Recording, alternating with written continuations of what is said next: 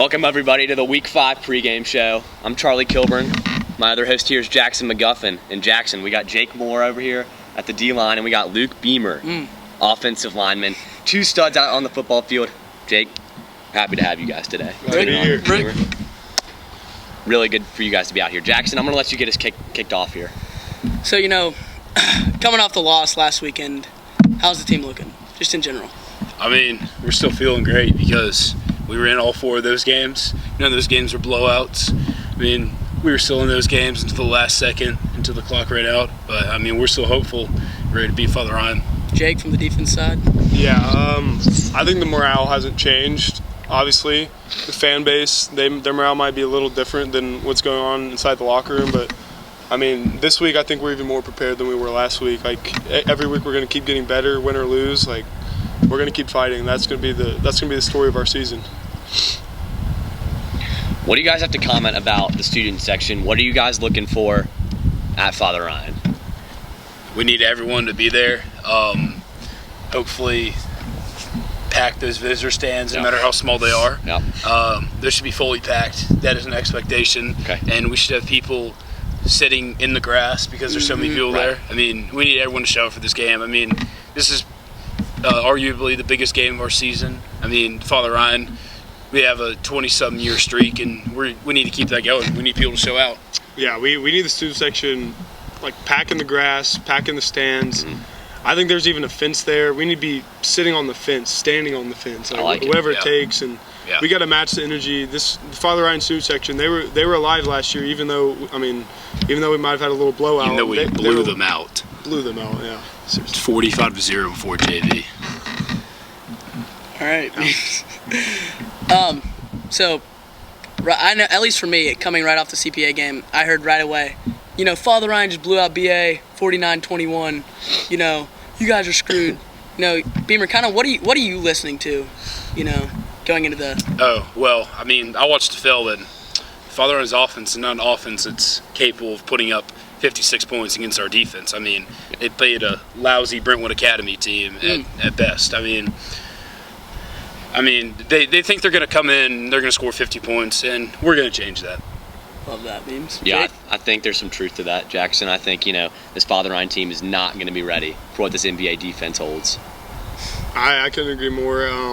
I think up front, like, our physicality, it's going to be stronger than any team in our conference. And when we play physical, it's hard on these O-lines to stop us, and we're going to stop every run, every counter option they give us. It's going to be a blast out there. Beamer, for you, what are you thinking about Hugh Price right now? You're the one protecting him out there. What's your trust like with him at the moment? I know he's got it. He's young. He needs some time to figure it out. Sir, if I was a sophomore and I was in there playing, I wouldn't know what I was doing. You got to feel for him. He's just a young kid. He's going to get it going. I know he's a caliber type player that can lead us to an undefeated rest of the season because, he's just that good. I fully trust in him. I don't care who it is at quarterback, Hugh or H. I know those boys are going to step up at some point, and, they're going to take us to the promised land. Yeah, I think Hugh can certainly throw the ball. I'm hoping in this game we'll see him get, be a bit more confident with it, throw some deep balls and get everybody involved out there on the field. And I think that's what we should expect to see. One more question for you, Jake. Looking at Charlie Becker, the Indiana commit, number 16, what have you seen on film between him and number 8, JoJo Crump, the quarterback? I can't hate on them. They have a really good connection, and it's been like that for the past few years they've been together. But our secondary is going to step it up this week. We've had some letdowns in the past, but this week there's no room for errors. There's no room for stupid mistakes. Our defense is going to be mentally there the whole time, and I know Charlie Becker is taller than just about every secondary player in our league. But it's a matter of grit. It's a matter of toughness. It's a matter of fight and being able to be physical with him and be physical with JoJo Crump up front, and that's how we're going to play it. Switch gears here. So switching up to the more fun aspect of the show. This game, loss against the Saints. What are y'all's thoughts on that? I mean, it was a rough showing out there. Offense wasn't working properly. Tannehill, obviously 3 interceptions. Not a performance we expected out of a veteran like him. What do you guys think going forward into Chargers week 2?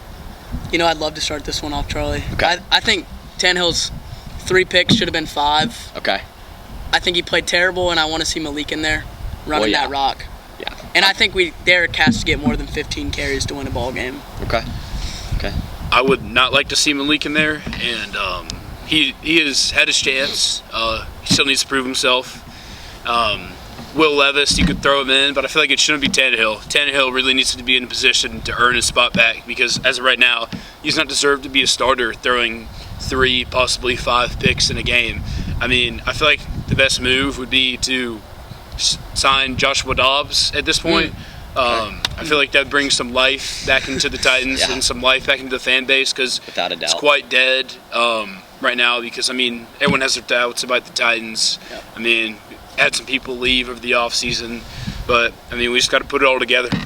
But we've had some people leave, and that's a fact, but we also have the best running back in the league. He's been staying with us, and like Jackson said, we can't have a guy like that who's breaking tackles at the start of the game throughout the whole game and only get 15 or less carries. Like that can't happen. And I think going into the next game against the Chargers, we got to feed him the ball, feed him the rock. I know Chargers have a solid up front, and they're definitely going to be preparing for that. But right now in the QB room, it's iffy. I wouldn't know who to go with if I was the offensive coordinator, to be honest. It's a tough one. You just got to fight for it in practice.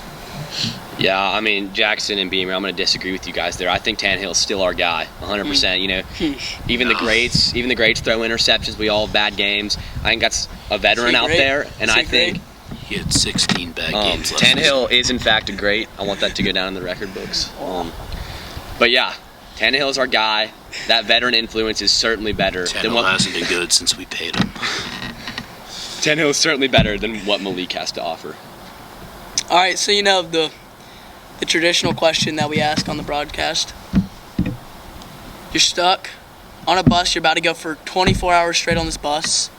You get to bring 3 snacks from the gas station, any gas station snack. Has to be 1 drink, 1 candy, and 1 like chip kind of thing. Beamer? Man, this is hard. For the drink, I mean, I don't know if you want to go the route of a chocolate milk, because you're going to be thirsty the whole time. I feel like you need to go for the route of some more refreshing to wash down the other 2 snacks. So I feel like my refreshing drink, I'm going to go with I'm going to have to go with that 99-cent Arnold Palmer. Yeah. Yep. We've heard that a few times on the show. And then for my candy, man, there's a lot of good choices, but I'm going to have to go with classic here, some Welch's fruit snacks. Wow. Can't go wrong with that. That's a healthy option, Beamer. It's not that healthy, but Healthy for Beamer. and then for my chip / other thing, Better than I'm Gushers. gonna have to go with some ranch bugles. I mean, that's one of the more outrageous answers we've heard, but everyone, to each their. You know, I love the new Nerds clusters. I think you can't go wrong. Yeah. Like, each one you put in your mouth, it's like I mean, those things. every taste bud's lighting up. I mean, those things are phenomenal, Jake. What a good take. Yeah. And I'm gonna go for the chips. You know, a little bit of like a more filling option. I don't like looking at chips and being like, okay, I'm not gonna finish that, or that's not enough. Yeah. I'm gonna go with some Cheez-Its. All right. Some classic Cheez-Its. That's classic. Yeah. Got any more questions, Go? Well, I want to answer. Okay. Yeah. Okay. I'm definitely going with the 99 cents Arnold Palmer like Beamer. Right. You know, and when I walk down the candy aisle, I always end up at the Skittles, but I think I'm gonna go with the Airhead the cream-filled Airheads. Ted actually put me on those, the cream-filled Airheads. Yeah. And then I think I do end it off with some Doritos Cool Ranch. The breath might be smelling bad, but the taste is too good. Yeah. So. Good stuff. Fair answer. Yep. Well, that's all the questions we have. Jake and Beamer, it's been an honor to have you guys. Thank y'all for coming out. And Father Ryan at what time, boys? 7. 7. Yep. At 7. Everyone pack the pit. Got to be there. Huge game. Let's keep the streak alive. Roll red. Beat Irish.